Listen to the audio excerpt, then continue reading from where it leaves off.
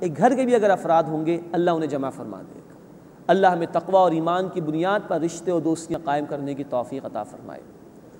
وَيَوْمَ يَحْشُرُهُمْ، اور جس دن اللہ انہیں جمع فرمائے گا، كَأَن لَّمْ يَلْبَثُوا، تو معاملہ کچھ ایسے ہوگا کہ گویا وہ نہیں رہے تھے دنیا میں إِلَّا سَاعَةً مِّنَ النَّهَارِ، مگر یہ کہ دن کی ایک گھڑی، يَتَعَارَفُونَ بَيْنَهُمْ، وہ ایک دوسرے کو پہچانیں گے، قَدْ خَسِرَ الَّذِينَ كَذَّبُوا بِلِقَاءِ اللَّهِ، یقیناً وہ لوگ خسارے میں رہے جنہوں نے اللہ سے ملاقات کو جھٹلایا، وَمَا كَانُوا مُهْتَدِينَ، اور وہ ہدایت پانے والے نہیں تھے۔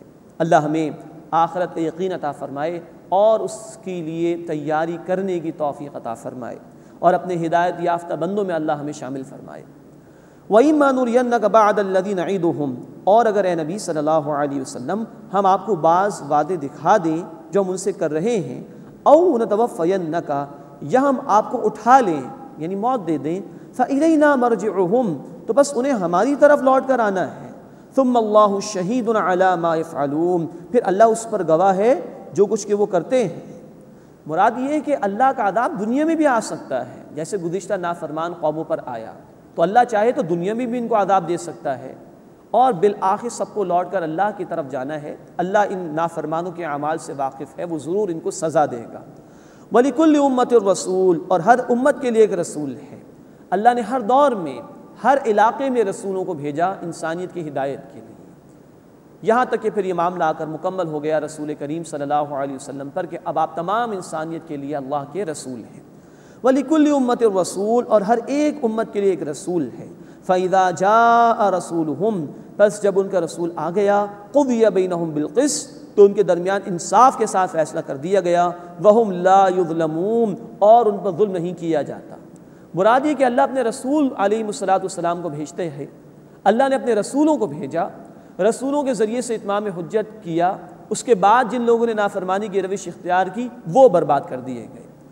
وَيَقُولُونَ مَتَىٰ هَٰذَا الْوَعْدُ إِن كُنتُمْ صَادِقِينَ، اور وہ سوال کرتے ہیں کہ وہ وعدہ کب پورا ہوگا اگر تم سچے ہو، یعنی کہ یہ ڈھٹائی کا معاملہ ہے کہ بجائے اس کے کہ آخرت کو مانے سوال کریں کہ قیامت کب آئے گی۔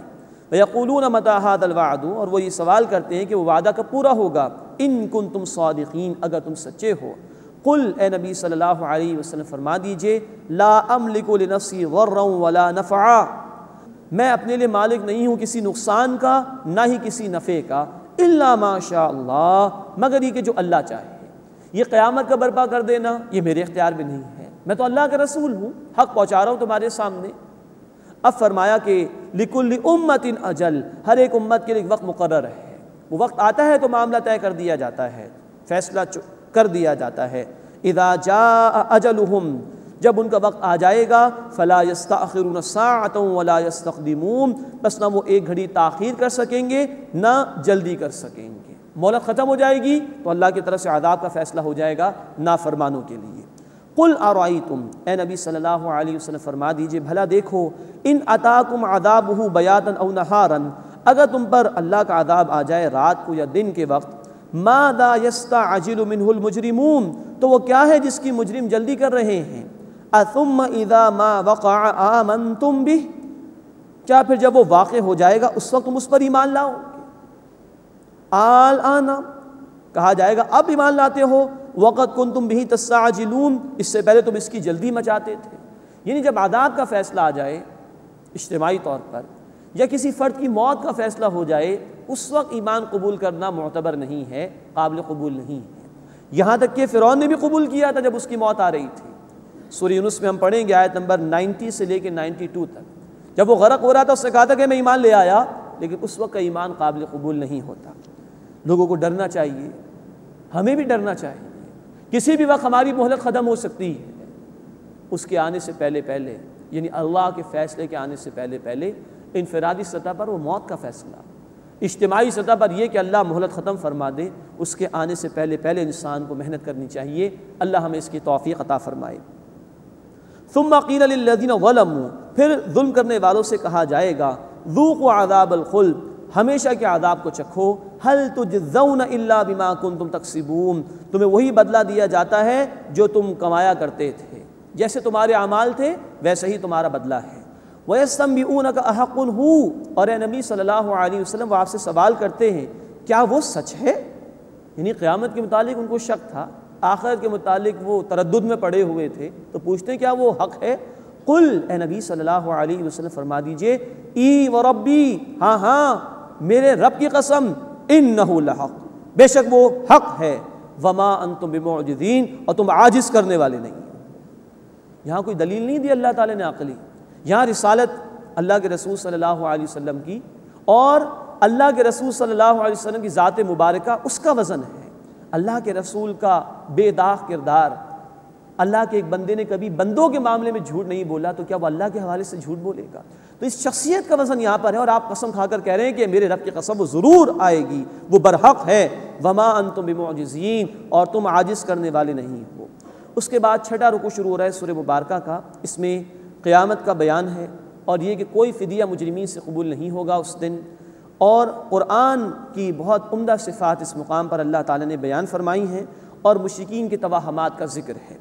وَلَوْ أَنَّ لِكُلِّ نَفْسٍ ظَلَمَتْ، اور اگر ہر ظالم شخص کے لیے ہو مَا فِي الْأَرْضِ، جو کچھ زمین میں ہے، لَافْتَدَتْ بِهِ، کہ وہ اسے فدیے میں دے دے، مراد یہ کہ وہ قبول نہیں کیا جائے گا۔ سورہ المعارج میں ابتدائی آیات میں اس کا ذکر ہے، انسان چاہے گا کہ اس کی اولاد، اس کی بیوی، اس کے بھائی، اس کے گھر اور زمین پہ جو کچھ ہے وہ سب لیا جائے اور اس کو عذاب سے بچا لیا جائے، فرمایا ہرگز قبول نہیں ہوگا۔ وَأَسَرُّ النَّدَامَةَ لَمَّا رَأَوُا الْعَذَابَ، اور وہ ندامت کو چھپائیں گے جبکہ وہ عذاب کو دیکھ لیں گے، تب ان کو معلوم ہوگا کہ ہم نے بہت زیادتی کی اپنے ساتھ اور دنیا میں زندگی کے مقصد کو پورا نہیں کیا، لیکن اس وقت افسوس کرنے کا، ندامت کا کوئی فائدہ نہیں۔ وَقُضِيَ بَيْنَهُم بِالْقِسْطِ، اور ان کے درمیان انصاف کے ساتھ فیصلہ ہوگا۔ وَهُمْ لَا يُظْلَمُونَ، اور ان پر ظلم نہیں کیا جائے گا۔ أَلَا إِنَّ لِلَّهِ مَا فِي السَّمَاوَاتِ وَالْأَرْضِ، آگاہ ہو جاؤ اللہ ہی کے لیے ہے جو کچھ آسمانوں میں ہے اور زمین میں ہے۔ أَلَا إِنَّ وَعْدَ اللَّهِ حق، آگاہ ہو جاؤ اللہ کا وعدہ سچا ہے۔ وَلَكِنَّ أَكْثَرَهُمْ لَا يَعْلَمُونَ، لیکن اکثر لوگ علم نہیں رکھتے۔ هُوَ يُحْيِي وَيُمِيتُ، وہی اللہ زندگی عطا فرماتا ہے، وہی موت دیتا ہے۔ وَإِلَيْهِ تُرْجَعُونَ، اور اسی کی طرف تمہیں لوٹایا جائے گا۔ اب دو آیات میں بڑی جامعیت کے ساتھ قرآن کی عظمت کا بیان آ رہا ہے۔ آیت نمبر 57 میں قرآن کی 4 صفات کا ذکر ہے۔ یا ایھا الناس، اے لوگوں، نوٹ فرمائیے یہ قرآن تمام انسانیت کے لیے ہے۔ سورہ البقرہ آیت 185، ھدی للناس، یہ تمام انسانیت کے لیے ہدایت ہے۔ تو اللہ کا پیغام اب اس میں انسانیت کو خطاب کیا جا رہا ہے۔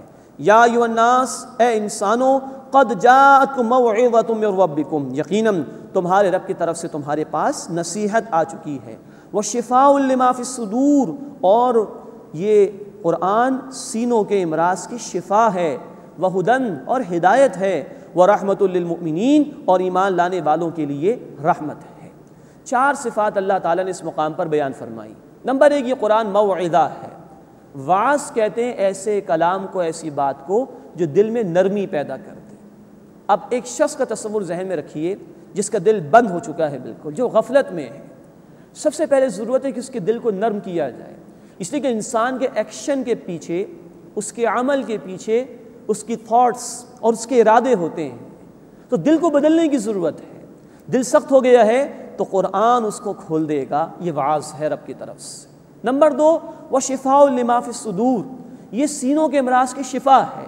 اسی دل میں بغض اور حسد، دنیا کی محبت، کینہ، تکبر، تعصب، یہ باطنی بیماری اگر پیدا ہو جائیں تو انسان ہدایت سے دور ہو جاتا ہے۔ جب یہ قرآن دل میں داخل ہوگا تو یہ دلوں کے امراض کی شفا بن جائے گا، اس دل کو صاف کر دے گا، بالکل پیور کر دے گا، بالکل ہدایت کے لیے۔ جب دل صاف ہو جائے گا تو اب اللہ کے احکامات کو ریسیو کرنا، اس کو ایکسیپٹ کرنا اور قبول کرنا بندے کے لیے آسان ہو جائے گا۔ فرمایا وہ ہدن، یہ ہدایت ہے، اور جب بندہ ہدایت پر عمل کرے گا تو اب اللہ کی رحمتوں کا مستحق ہو جائے گا۔ فرمایا ورحمۃ للمؤمنین، یہ ایمان لانے والوں کے لیے رحمت ہے۔